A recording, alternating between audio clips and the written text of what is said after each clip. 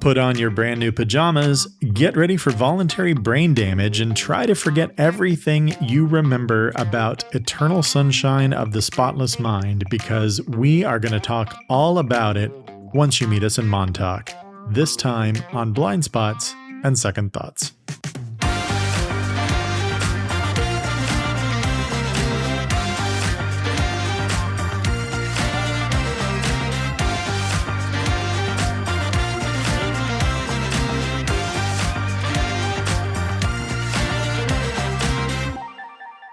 Welcome to Blind Spots and Second Thoughts. I'm Dan. I'm Heather. And Heather, I am really excited for today's movie. It's definitely one of my all-time favorites. What do you know about Eternal Sunshine of the Spotless Mind? I know a couple of things. I don't feel like I know too much. I know that it's been recommended to me by a lot of people. A lot of people that I know are surprised that I haven't seen it. I know that Jim Carrey and Kate Winslet are in it. I believe that Kate Winslet's character's name is Clementine. I don't know why I know that, if that's in fact the case. And I think she has blue hair. I get the impression that there is some kind of wibbly-wobbly stuff going on in the movie. Wibbly-wobbly stuff? Wibbly-wobbly, timey-wimey stuff. Okay. That may not be entirely accurate, but that there's something with alternate realities or I'm not exactly sure, but I feel like there's something unusual going on in the lives of these characters played by Jim Carrey and Kate Winslet. So some kind of science fiction element. Something like that, yes. Okay. So you said Jim Carrey and Kate Winslet. Do you know anyone else in the cast? I do not. Okay, so some other names in the cast. So first of all, Kirsten Dunst. Oh, okay. Mark Ruffalo. Oh. Elijah Wood. Huh. And Tom Wilkinson. I don't know who that is. Oh, okay. He's a character actor. I think you'll recognize him. Do you know who wrote or directed this movie? No, I don't. Okay. Oh, wait. Charlie something. Charlie something. Uh-huh. So yes, this movie was written by Charlie something. You've talked about him before, and once I hear the name, I will remember. But right now, the last name is not coming to mind. Charlie Kaufmann. Yes, that's it. Who wrote Being John Malkovich, Adaptation, and more recently, I'm Thinking of Ending Things, which I still haven't seen. And I have. You have seen that I one? have seen that, yes. The director is Michael Gondry, who was a French commercial and music video director. This is his second feature, a follow-up to 2001's Human Nature, which was also written by Kaufman. Okay, I've heard of that, but haven't seen it. You mentioned the wibbly-wobbly science fiction element. Do you have any other ideas about what the plot is or what's going to happen? No, I don't. I knew when we talked about potentially doing this episode, I tried to think about what I may have heard about the movie in the past, and there was some kind of inclination that there was a science fiction element to it. But other than that, I really don't know anything. I believe that Jim Carrey and Kate Winslet are in a relationship, or there's some kind of romantic situation between them, and that may be related to the science fiction element, but it's a very vague impression of what might happen in the movie. So no. No. It's the short answer. All right. So this movie, Eternal Sunshine of the Spotless Mind, was after Jim Carrey had established himself as a serious actor with roles in Man on the Moon and The Majestic, but was also still doing movies like How the Grinch Stole Christmas and Bruce Almighty. It was released in March of 2004 against Zack Snyder's Dawn of the Dead remake. 2004, of course, also being the year that Napoleon Dynamite released, which we've covered in a previous episode. This movie is only the second film from French director Michael Gondry, who had mostly directed music videos and commercials prior to this, and who also came up with the story for the movie. It was a fairly modestly budgeted movie, especially now coming in at around $20 million. The title of the movie comes from a line in the poem Eloisa to Abelard by Alexander Pope, written in 1717. Oh, wow. That's interesting. Does it have anything to do with the movie, the plot? Well, I guess let's find out. Okay.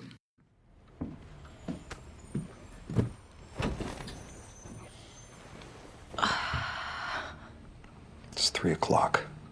I kind of, sort of wrecked your car. You're driving drunk. It's pathetic. I was a little tipsy. Don't call me pathetic. Well, it is pathetic. It's fucking irresponsible. Could have killed somebody. I don't know, maybe you did kill somebody. Should we turn on the news and see? Should I check the grill to see if there's children or small animals? It's just a fucking dental. God, you're like an old lady or something. What are you like? A wino? A wino? Jesus. Are you from the 50s or something? A wino? Face it, Jolie. You're freaked out because I was out late without you. And in your little wormy brain, you're trying to figure out, did she fuck someone tonight? Now, see, Clem, I assume you fucked someone tonight. Isn't that how you get people to like you?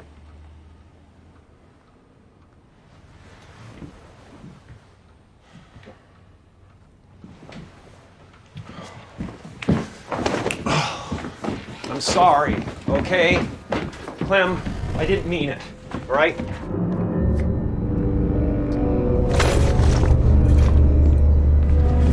Clem, Your keys. I wouldn't need them anymore. I was just angry or annoyed or something, I don't know.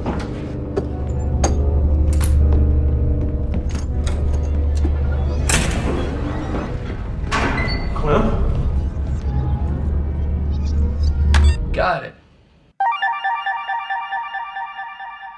All right. So, Heather, you have now seen Eternal Sunshine of the Spotless Mind. Yes, I have. This one has been a long time coming.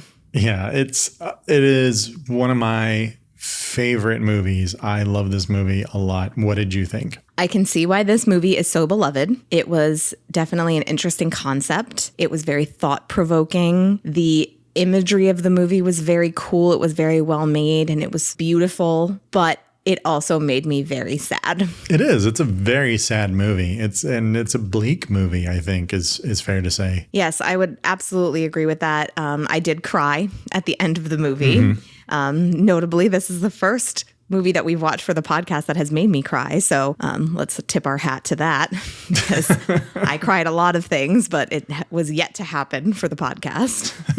But it did definitely make me feel, I didn't love how I felt at the end of the movie because it did feel very bleak.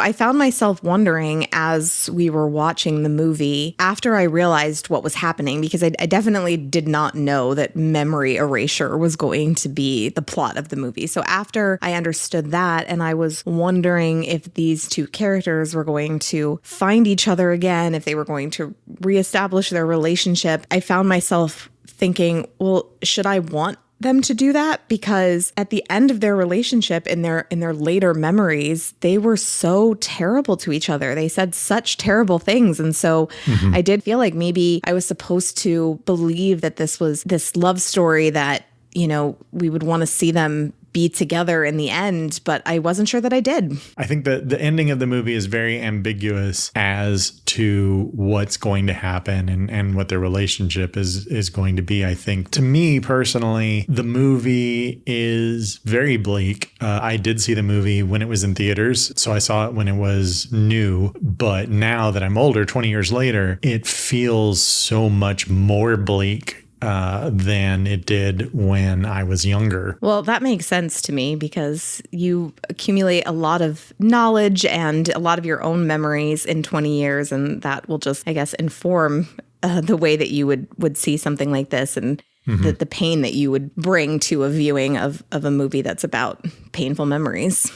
Because it feels so bleak now and because it feels so sad, I'm inclined to view the ending with some optimism because the movie is so bleak and, you know, you want to hope that people can grow and change and that they aren't necessarily doomed to repeat the same mistakes that they had in their relationship before. But also one of the ways that you grow and you learn from your mistakes is through your experiences. And can you actually do that if you don't remember those experiences? Well, that's why I certainly hope that in the future for these two characters who have learned that their memories were erased and have had this opportunity to listen to themselves talking about what they dislike about the other person, what issues they have. And so they're getting to hear these things. I hope that it will inform them as they move forward and will give them the chance to maybe right some wrongs or change the way that they approach their relationship. But the movie,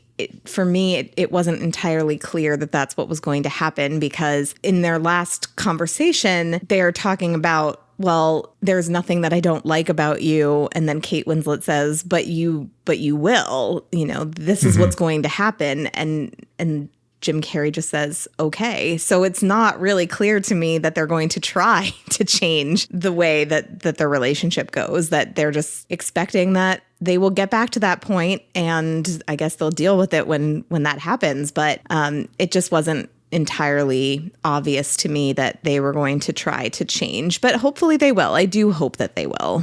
And I don't even know that it's necessarily about them trying to change necessarily, but just, they're these two people that are drawn to each other, like in almost a supernatural way. I wouldn't say, well, maybe it's not a supernatural way, but they're drawn to each other because of this experience that they had, and they didn't quite necessarily erase the feeling of each other, even though they erased those memories. And so they're drawn to each other, and they have this really strong attraction to each other. But yeah, things went very wrong at the end of their relationship, and things went very badly. So you hope that maybe they can get some of that happiness back, and maybe they can have a chance for a do-over, even if they don't remember the first time. I do hope so. Like I said, it wasn't entirely clear to me that the movie was saying that they were going to, to do better this time around. And I don't know. I know it's not realistic to assume that they're going to have this big speech at the end of the movie where they're going to be like, well, now we know what we did wrong, and so everything is going to be fine. We're going to fix everything, because that's just not how it works. People are who they are. They have flaws, and those flaws are going to bother their partners, at least some of them. So they probably will find their way back to at least some of the issues that they had before. But I don't know. I didn't feel like the movie was saying that. They just seemed resigned to that they were going to end up back at that vitriolic place that they were hearing in those recordings. It feels like it has a lot of DNA with Annie Hall. Annie Hall is a movie that I know you haven't seen, and I know there's definitely a whole lot of problematic baggage with Woody Allen these days. But I did watch that movie a lot, especially when I was younger. And they share a lot of DNA in that they are movies about flawed relationships, kind of like the examining a relationship from beginning to end, and doing so in a non-linear fashion. This has more of a science fiction twist on it than Annie Hall. Annie Hall has more of just kind of a fourth wall breaking kind of twist, but they're both in that way where you start with the premise that the relationship is over and we're just going to watch the whole thing. But there's a joke that bookends Annie Hall, which is something. It goes something like, a woman goes to a doctor and says, help, my husband thinks he's a chicken. And the doctor says, well, let's try and cure him about this. And the woman says, oh no, I don't want to do that. I need the eggs.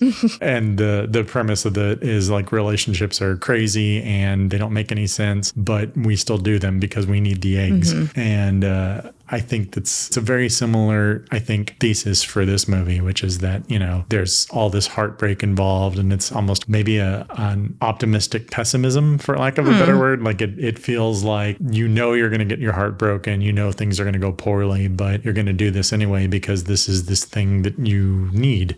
Well, absolutely. And I definitely was, obviously considering whether this type of procedure is something that I would do. And I certainly came down on the side of thinking that I would not, because I've experienced pain in my life, as we all have. But I do think that pain has informed who I am today. And so I think it's important. I think that the pain that you experience, the negative encounters that you've had, are important to making you who you are. And I do think that is part of the thesis of the movie, is that even your bad memories are important, and so maybe you should not get rid of them. And so I do think that even if a relationship ends badly, that it's a component of who you are and where you've ended up. So I wouldn't want to get rid of my bad memories, but I also wouldn't necessarily want to repeat them. No, that makes perfect sense. I would definitely not want to do this procedure either, aside from the fact that just anything having to do with any kind of brain surgery or anything at all freaks me out. But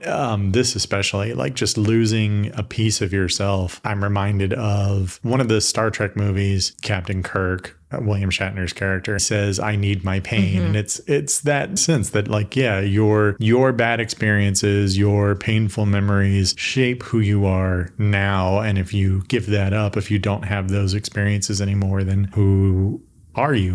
Who, what does that leave you with? You and I, I know you probably saw the woman in Lacuna who has the box full of pet stuff. Yes. You and I lost a pet, and I can't imagine trying to erase memories of him or just because that just seems awful. And I know even though things are super painful, I would not want to. Absolutely. And I do feel like I definitely clocked that box of pet things, and it was so heartbreaking as an animal lover. And that is really where it cemented it for me that I would not want to have this procedure, because I would not give up my memories of the pets that I've lost, even as hard as it was to lose them. I said that when we lost our cat. I said I would not trade one moment of the joy that he brought me, even to spare myself the pain of losing him. I would not want to forget him, even as hard as it was to say goodbye.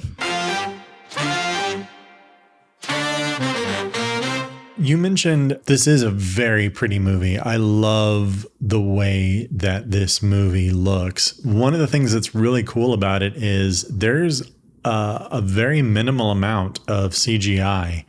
They used a lot of in-camera tricks and things like forced perspective, quick edits, things like that. So they really did minimize the use of CGI, which I think also helps it age well, because 20-year-old CGI is not always the best looking, but the fact that they did so many in-camera things and those special effects, I think have helped the movie age really well. One of my favorite shots that is just really cool is the scene where you learn about the car when they are breaking up and it's the last time he sees her, and he's chasing her down the street and he leaves his car. And then when he gets to the end of the street, it's the end with his car again. And the camera turns back and she's still going down the street, and he keeps going back and forth and always ends up at his car with the street. It's such a cool scene and such a cool camera trick. That was pretty cool. I think my favorite scene in terms of the way it was shot was he's at the bookstore, and I don't remember which time it was because there are a few times that he's at the bookstore, but he's walking through it and it turns into the house that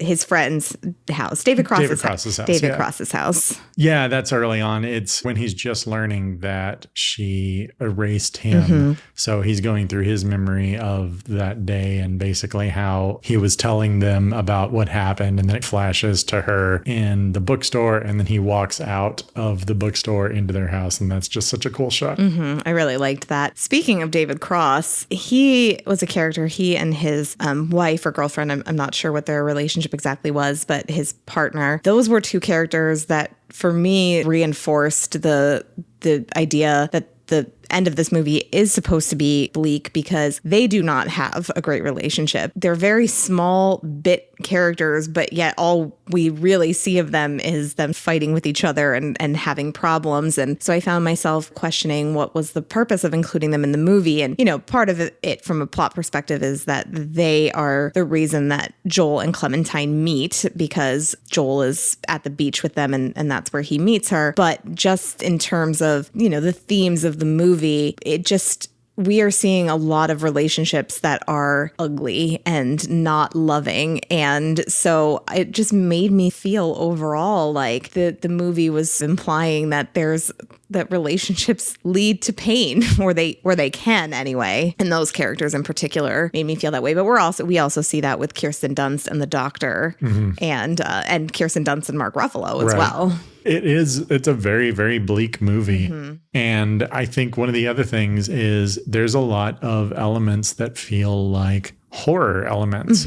And that's something also that I think didn't necessarily land with me when I saw it the first time. I thought just, interesting dark science fiction concept. But the more I thought about it now, it just felt like a horror movie. Like there's this inevitable thing that was coming to get him. And there's a lot of horror imagery when, you see the people whose faces are garbled because he's going back through his memories, or those memories have already been erased. There's a lot of very dark, scary imagery. But just the concept of there's this thing that you don't want to happen to you, and there's nothing you can do about it, and you're trapped inside your own mind, and it's going to get you no matter what. So just that inevitability. And because of the cold open, you know that it's going to happen. And so that just makes it even more tragic and sad. But there is an element to it that felt now a lot more like a horror movie to me. I didn't really look at it in that way, but I can definitely see that read. I'm also thinking about when he is first early on, when he's having his memories erased and he's sort of living through them. He doesn't seem to realize that's what's happening, but then he's hearing the employees from the doctor's office talking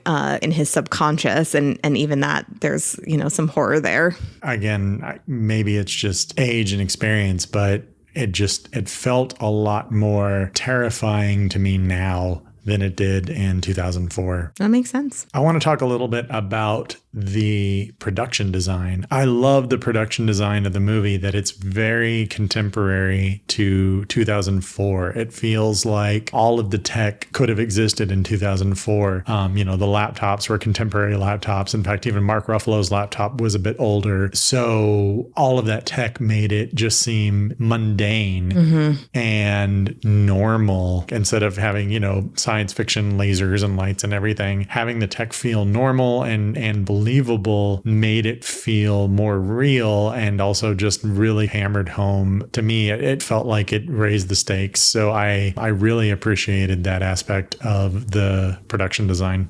Yeah, absolutely. I noted that as well when Joel goes to the doctor's office and Kirsten Dunst is printing off the little cards that say so-and-so has had this other person erased from their memory that she's presumably going to be sending out to the loved ones of the people involved. And then she tells Joel, well, you still have to fill out this form. It's the bureaucracy of it. It just sort of underscores that this is just a thing that exists in this world. And that is honestly scarier than if it was a more sinister company providing this service. It's just another day at the doctor's office. Yeah. I really love that aspect of it, and the fact that it does feel like a lived-in world, but it feels like something that conceivably could have happened in 2004. I really love the sound design of this movie. There's a lot of really, really cool sound effects and things like noises that indicate that a memory is being erased, or just things that are off-putting, again, in that creepy way where you hear, directional sounds. And it's just such an incredibly well-crafted movie. I really love it. You had mentioned that you knew her name was Clementine. It's because of the lyrics of the song, You Were Lost and Gone Forever. Oh, I didn't even put that together. Yeah, oh my darling Clementine, you are lost and gone forever. Oh, wow, that's cool. Dreadful sorry, Clementine. I did not put that together. I have no idea how I knew that her name was Clementine. I did not know the names of anybody else, any of the other characters. I didn't even know any of the other people in the movie, as we discussed, other than Jim Carrey.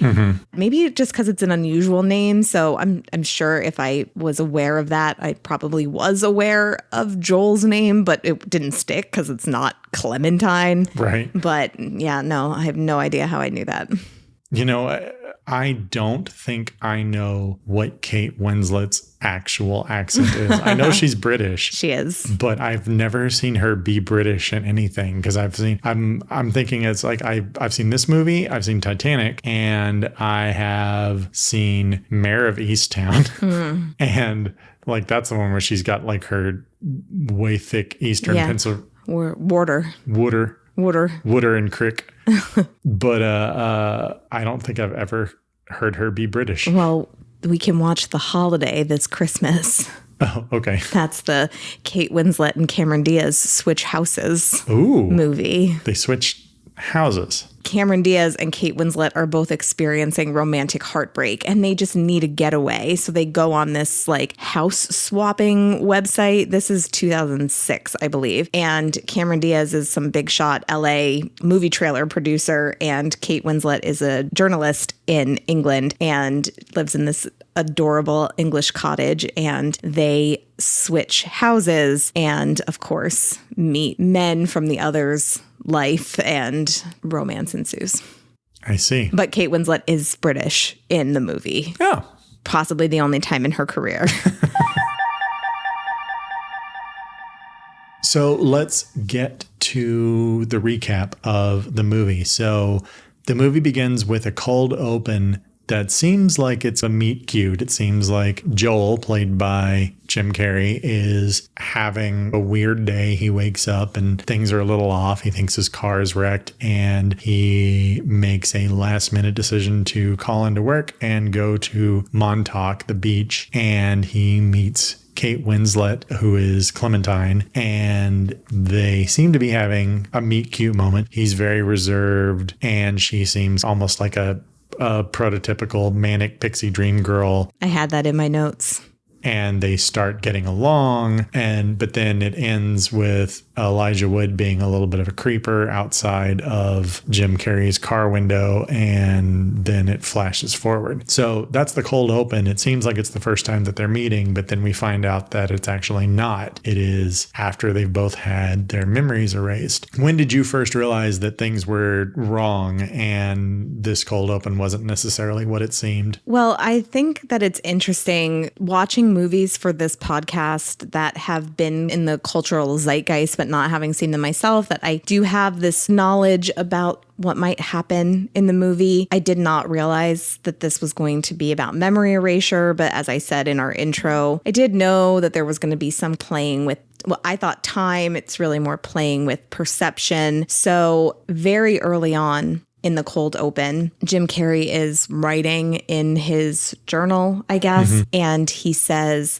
I don't remember ripping these pages out. He says it appears that it's the first time that he's written in 2 years. And so immediately I was starting to wonder what this was going to be, what this was supposed to signify, because I knew that there was going to be some kind of weird sci-fi element to the movie. I think the next time that I clocked something off was when Elijah Wood shows up outside his window, and it seems pretty clear that Elijah Wood knows who he is, but Jim Carrey does not know who Elijah Wood is. So I started wondering, okay, what's this about? They clearly have known each other, but something was off there. I think the moment when it was confirmed for me that the cold open was post him having his memory erased was when we see that Clementine has damaged his car. So obviously we see in the very beginning that there's damage to his car. He thinks that his neighbor has done it. And when we see that it was her, that's when I was like, okay, so this is definitely after he's had his memory erased.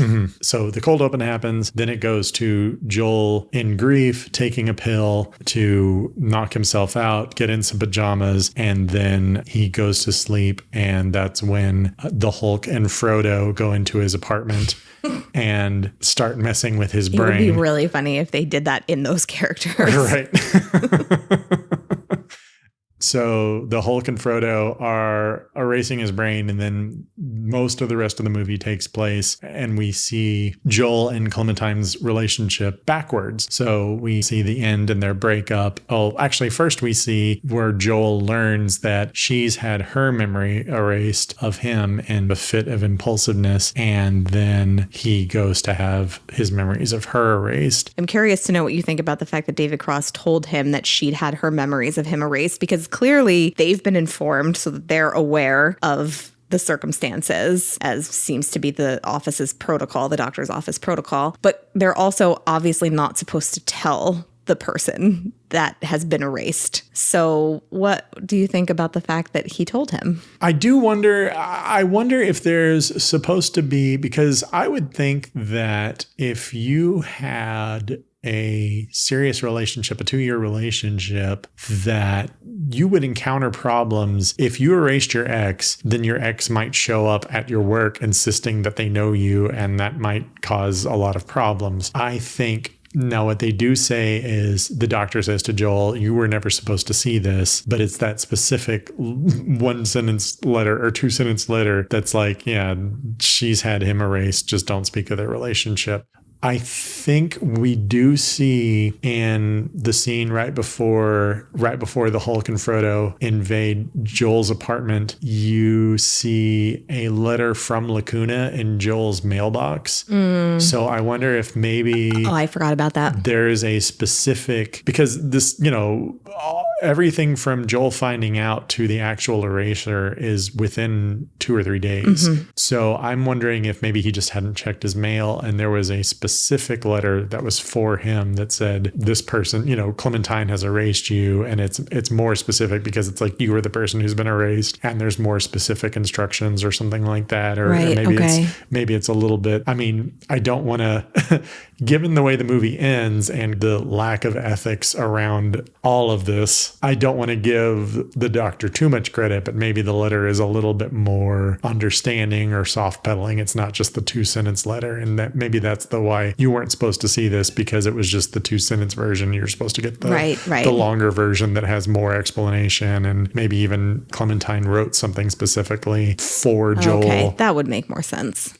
So maybe that's why, but I don't know that, aside from the fact that the movie has to happen, right? I think that he should have known. I think that if somebody is going to erase you from your life, you should know about that. I think I don't know. There's things like if you have somebody who is an abusive ex or somebody who is being unreasonable and you want to just block them, they don't really necessarily know that they're blocked. They just know that their texts are falling off. But I don't know, do you have a right to know? I think I would want to know. I would want to know if my ex-girlfriend was erasing me from her life, especially because, again, there's that chance that I might run into her again or something like that. And, it would be, I think, even more painful if she didn't know who I was and had no clue at all who I was. So I think, I think that it probably was the right thing to tell Joel in that circumstance. Technically, the 2-sentence letter didn't say,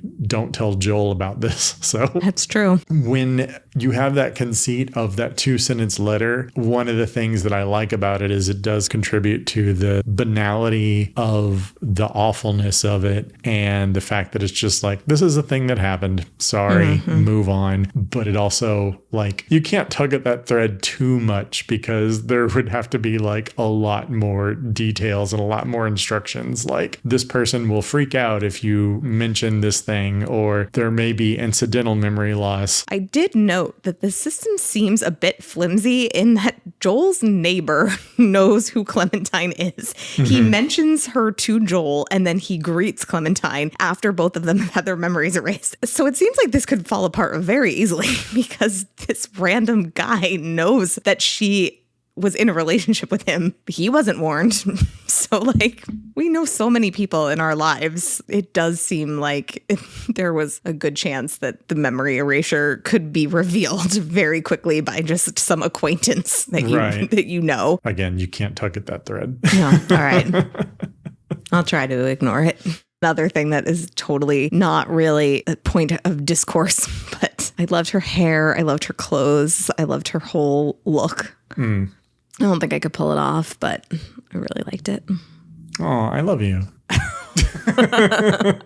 Very pointedly not disagreeing with that. You could pull off an orange sweatshirt. That is the one thing that I didn't like.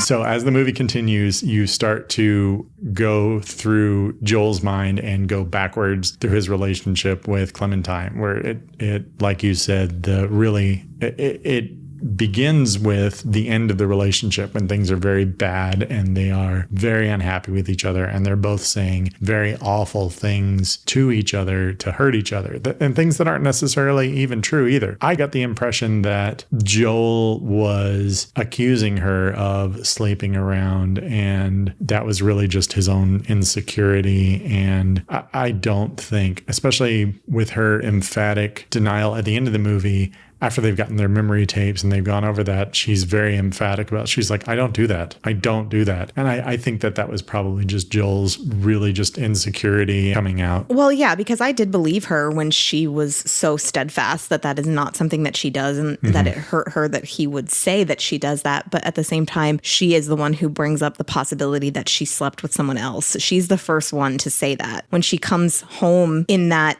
scene, in that memory, she's been out and she comes home and he says it's 3:00 in the morning and she drove drunk and damaged his car. Oh, yeah. And then she says, you're wondering, did she sleep with someone? And that's when he says, I know you did, because that's what you do. So, I mean, maybe it's not actually true that she does that, but she's the first one to bring up that as a possibility. She's probably just playing on his insecurity about that. Yeah, she's playing on his insecurity and she's needling him. And it really is, it's one of those, that classic relationship dynamic of somebody who's really insecure and somebody who is going to poke at that and needle at that because, whether or not she thinks that she deserves a relationship or she's bored or whatever else. It's, I think, especially for a movie like this where you have a lot of ground to cover, it's good to have that very classic, relatable relationship dynamic. Because a lot of people, I think, have experienced relationships that are similar or relationship dynamics that are similar to that. So, yeah, you see the awfulness, but then Joel starts to realize what's happening because he hears Elijah Wood talking and consciously starts putting together what's happening. And so in parallel, while Joel is losing his memories and we are experiencing his relationship with Clementine backwards, there's the other plot that's playing out, which is with Mark Ruffalo and Elijah Wood in Joel's apartment as they are erasing his memory. And you find that Elijah Wood is a super creeper and basically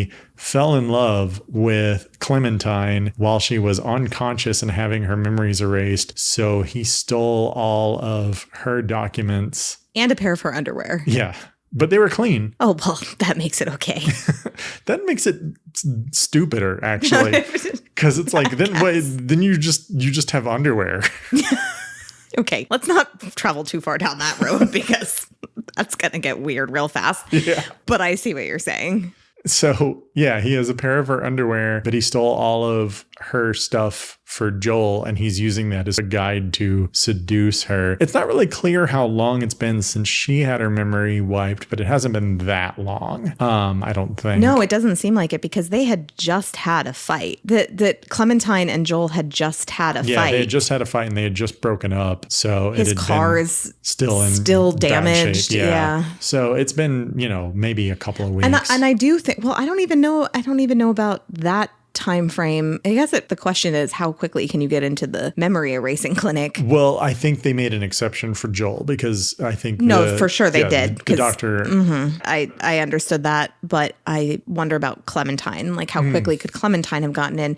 We do have a point of reference for the time, which is Valentine's Day. Yeah, it's Valentine's Day. So I think it's February 12th or so, the 11th or the 12th, when Joel goes for the first time, and Kirsten Dunst on the phone is saying to someone that we can only get you in March, but that also could have been about that specific procedure or whatever. Right. So you can't make too many assumptions about things. That was darkly funny to me, is the handful of references that the clinic people, that I think it's the doctor and Kirsten Dunst, make to February being their busy season. There's a lot of very dark and bleak humor in this movie, but also just generally in Charlie Kaufmann's works. That's where he lives, in that very dark humor.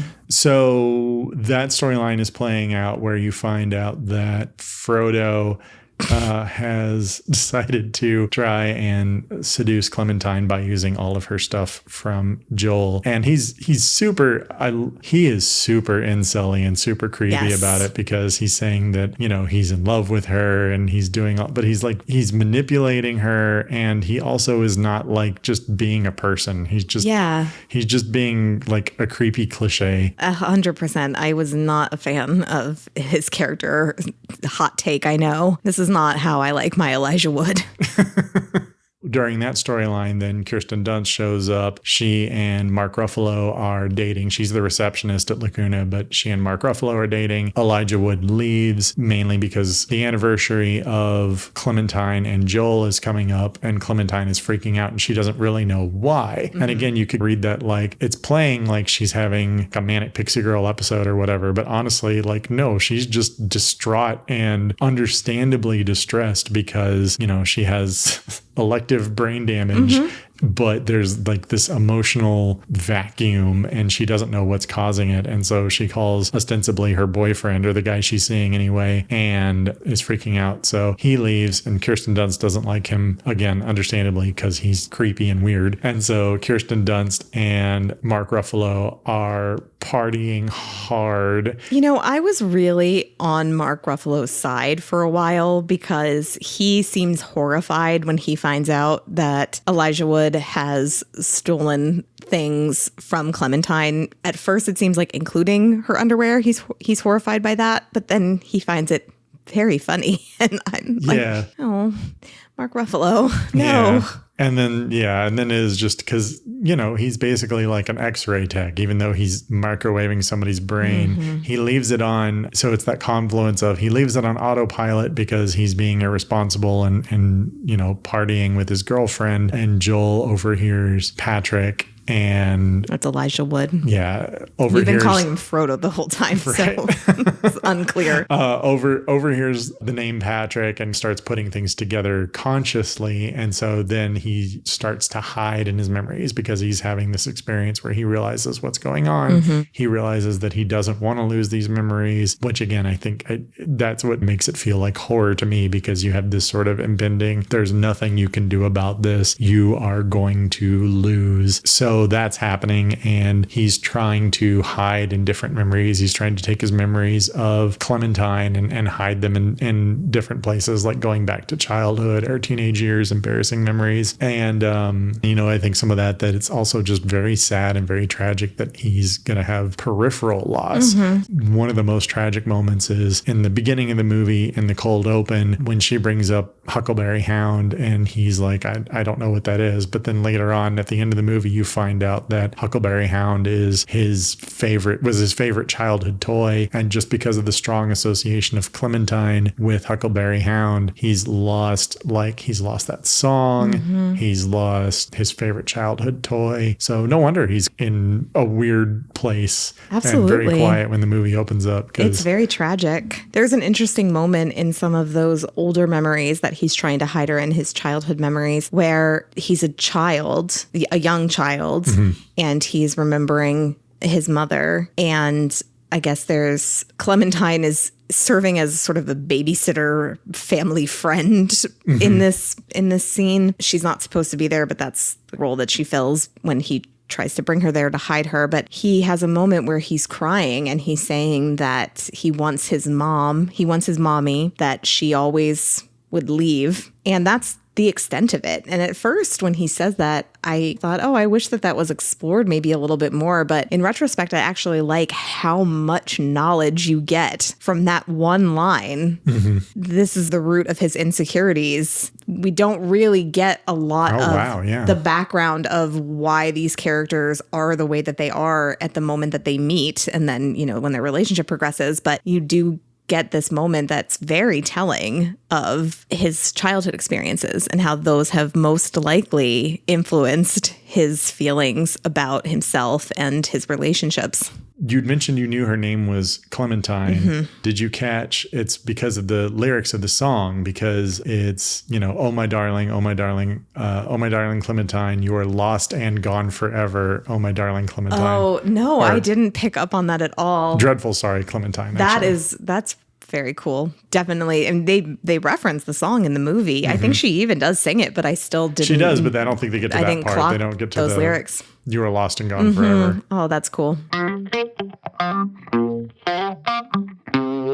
So Joel is hiding while Mark Ruffalo and Kirsten Dunst are partying, and then they can't. On his bed, I just need to take a moment to be like, look, I He's understand. asleep and getting brain surgery, essentially. I did not love that they were partying and canoodling while they were performing this, life-altering procedure. But whatever, it does seem, Mark Ruffalo says several times, it's on autopilot. So okay. But they are half naked dancing on his bed while he is asleep having his memories erased. Right. And also just the fact that they're literally microwaving pieces of his brain. I don't think you should leave that on autopilot for someone for any kind of extended amount of time. Probably not. Just the liability on that alone. Again, the ethics of Lacuna are questionable. Very questionable. At best.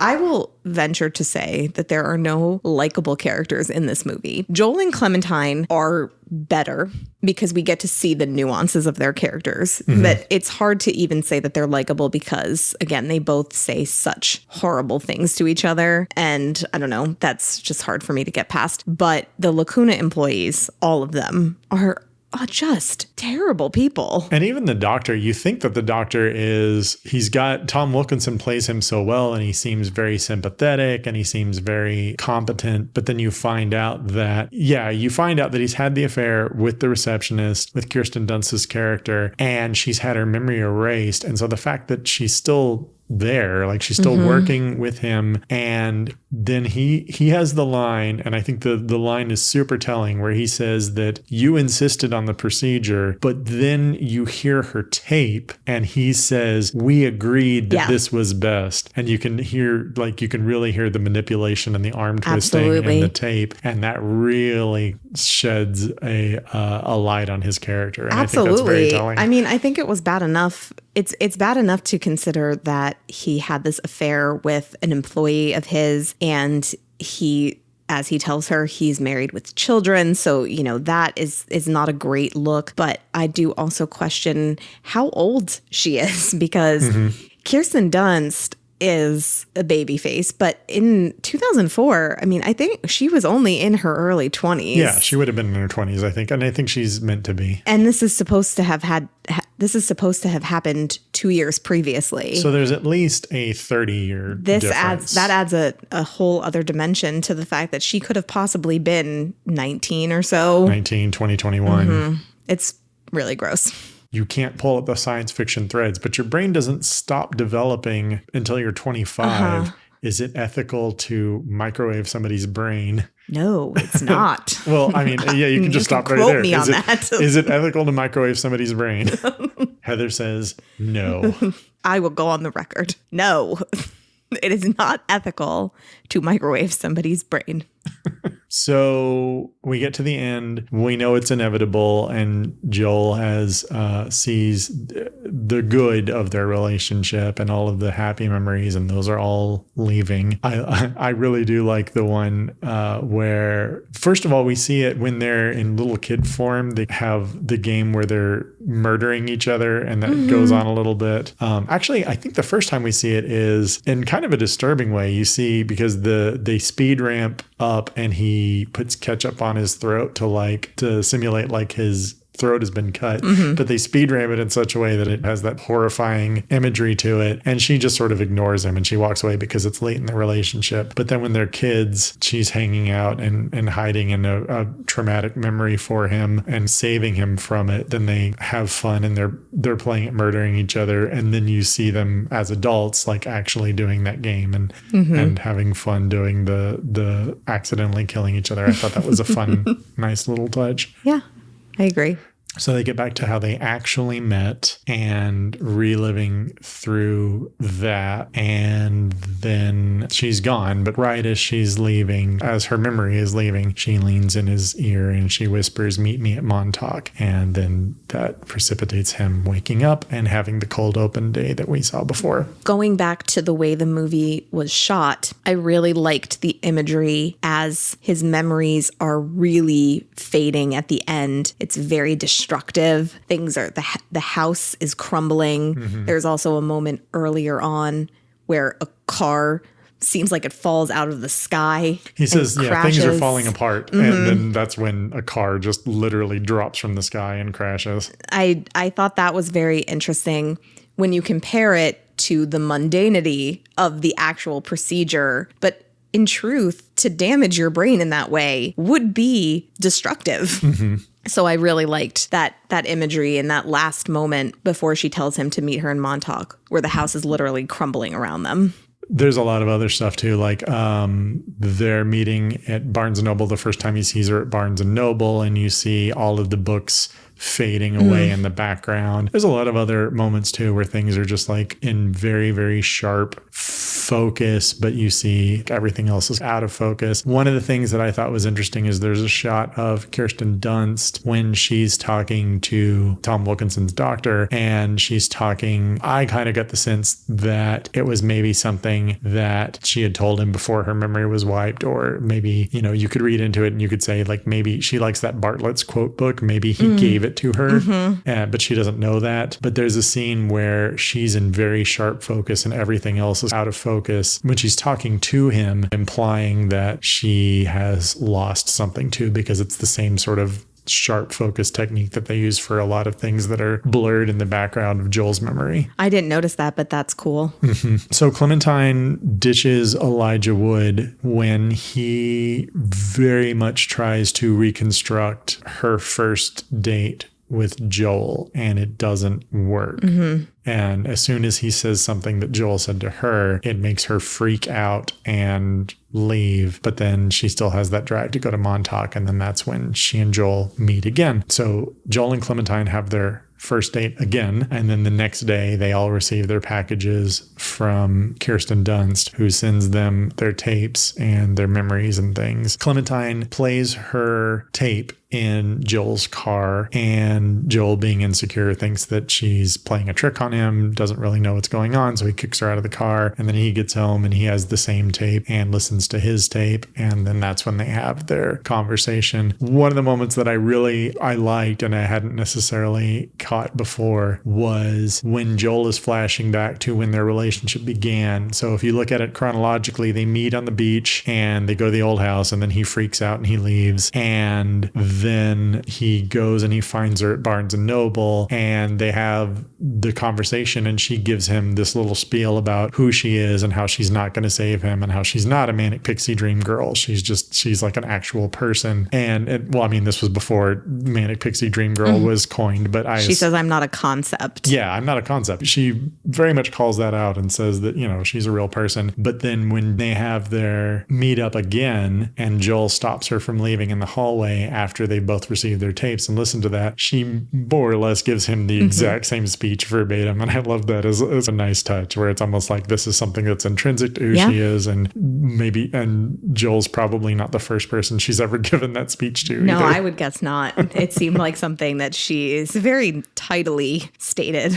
It's a very, I liked that moment a lot. And that's the end of the movie. And then we get to the ending, which is, you know, again, it is potentially very bleak or potentially a little bit optimistic in the face of a lot of other bleakness. And that's the movie. I think, you know, one thing that I was thinking about a lot as we were watching it was the real nature of memory. And I don't know that the movie was trying to delve this deep into it. It touches on it a little bit, but, you know, it was 2004 and it's a movie, right? But I was thinking about, you know, some of the experiences that I have had with experiencing trauma without even really knowing why, because of the way that experiences are so much a part of who you are, even if you're not actively remembering them. Mm-hmm. And so I was thinking about that a lot. And I guess the movie does touch on it with Kate Winslet freaking out when Elijah Wood is saying things that Joel had said to her once before, even though she doesn't remember that. But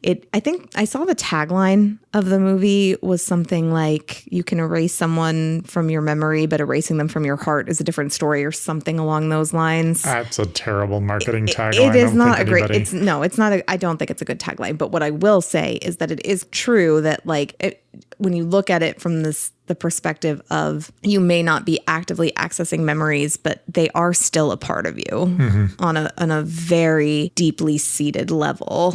Yeah, I mean, definitely. I agree with that. And again, that's one of the things that makes the movie both tragic and kind of horrifying to me is that, these people were in pain and they chose to try and take an easy path out, but instead they've really just done a lot of damage to themselves. I think that's one of the reasons why it's also very telling when you see Joel in the cold open. He doesn't seem like he has a lot of personality. He's very withdrawn and he's not saying much at all. And, it almost reads in a way, almost like a parody of that nebbishy guy who the Manic Pixie Dream Girl is trying to take out of his shell. But then when you flash back and you see the actual first time that they met, like, he had a personality. Right. And a lot of, he's recovering from having his brain zapped, but a lot of his personality, I think, had been damaged and lost. Well, probably as a result of collateral damage, just from all of those extra things that got erased. And that's also just really tragic. Absolutely. It's a tragic movie. Like, I don't know if I could say that I enjoyed it because it made me feel sad, but it was beautiful and it definitely gave me a lot to think about. It is a beautiful movie. It is a very sad movie. It feels a lot more sad now than it did when I was younger. And I would also wonder where it's like, maybe when I was younger, I had a perspective of, oh yeah, that's how every relationship ends. That's not good. No, that's not good. And, I don't believe that now, fortunately. But maybe it's easier to be jaded when you're younger. I don't know. That's interesting. But it is a really gorgeous and emotional movie. And I am glad that you finally got to watch it. And I'm glad that I got to watch it with you. Me too. I have one last thing that I wanted to say, which is just a little silly thing that I put in my notes because of Napoleon Dynamite, also coming out in 2004. And then in the cold open, Kate Winslet falls on the ice when they are not really skating, but just sort of sliding across the ice. And she ends up with a huge bruise. And I wrote another 2004 movie in which somebody breaks their coccyx. And with that... And I think it's good to end on that note. So I am Dan. I'm Heather. And this has been Blind Spots and Second Thoughts.